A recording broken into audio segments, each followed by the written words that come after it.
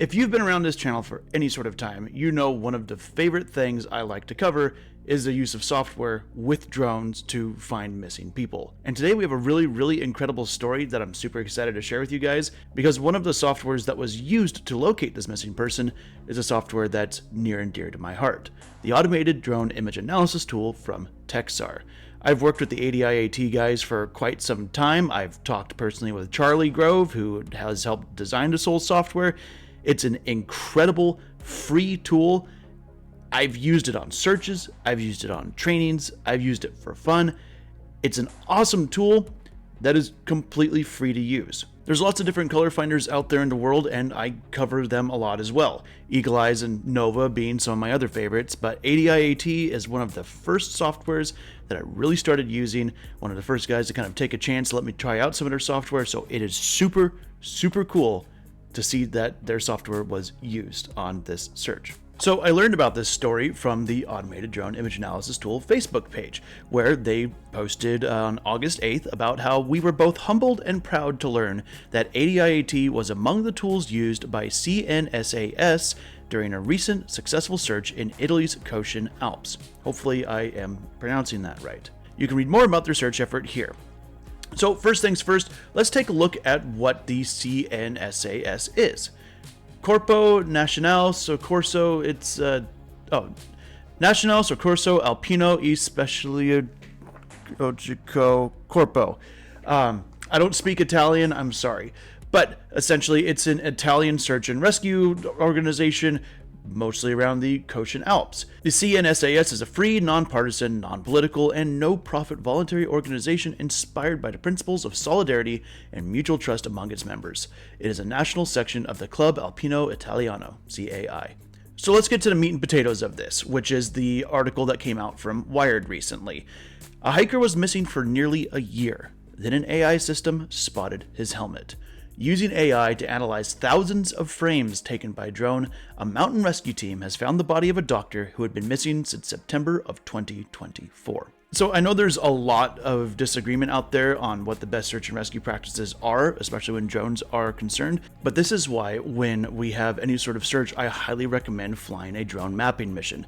If not at first, especially if you have two drones, so you have one go out and fly a mapping mission, and then you have one go right over the top of it and do active searching, then when you're kind of getting done or you have a break time or something, just go and fly the area, and depending on how long it's going to take, obviously, but go out there, capture that photo proof of where the drone is searched, and you have that nice tight grid on your flight records to show, hey, this is where we flew a mapping mission. You can get all sorts of photos and stuff to run through color finders and search algorithms such as this. That's why I preach this almost every single video that cover on this topic. How long does it take to identify the helmet of a hiker lost in a 183-hectare mountain area?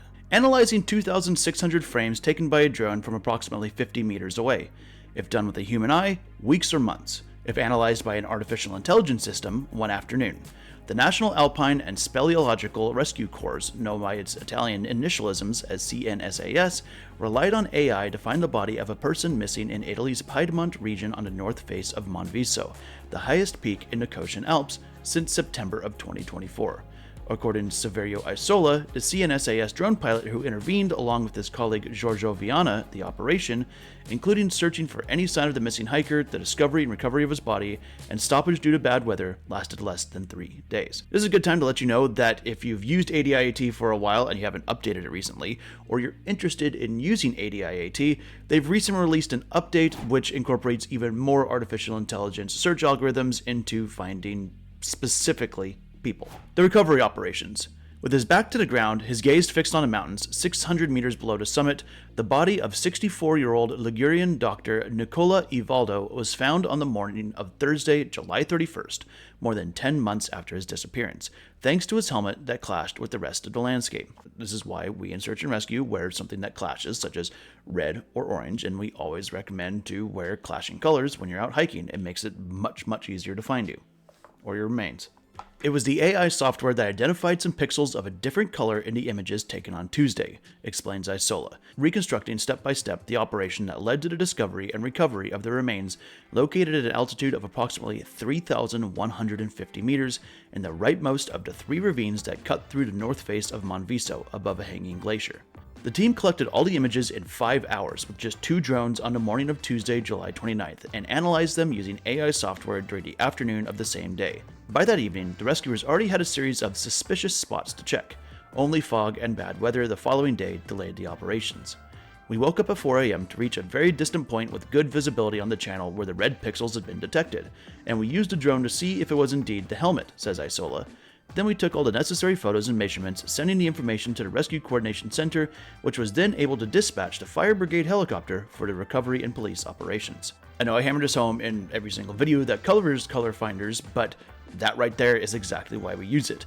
All of these photos were probably 4K resolution. That's an insane amount of pixels for the human eye to look through and search. With these color finding softwares, they search through these photos in the blink of an eye and find just minute little pixels here and there that you probably wouldn't pick up. And then, since each photo is most likely geolocated, because that's kind of the standard way that drones work now, you can then find out exactly where that photo was taken and walk right up to the spot that they found. The role of AI.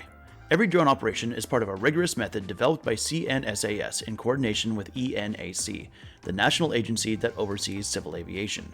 We've been using drones for about 5 years, and for about a year and a half, we've been integrating color and shape recognition technologies, developing them month by month, Isola explains, but all of this would be useless without the teams of technicians. Information from Ivaldo's cell phone was immediately invaluable. The 2 drone pilots who navigated the area were aided by the experience and knowledge of 4 expert mountain rescuers. It's a human achievement, but without technology, it would have been an impossible mission. It's a team success, said Isola. Isola, his colleague Viana, and the few other select pilots from the CNSAS know well how crucial technology can be if used properly. Even in the recovery operations following the Marmolada Glacier tragedy, it allowed us to operate in inaccessible areas and recover all the necessary artifacts, Isola recalls.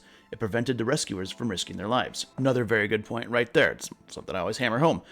This is equipment, and it does not risk a human life if it crashes. Unless it falls on someone, obviously, but it's not like a helicopter where if it goes down, you're down human life.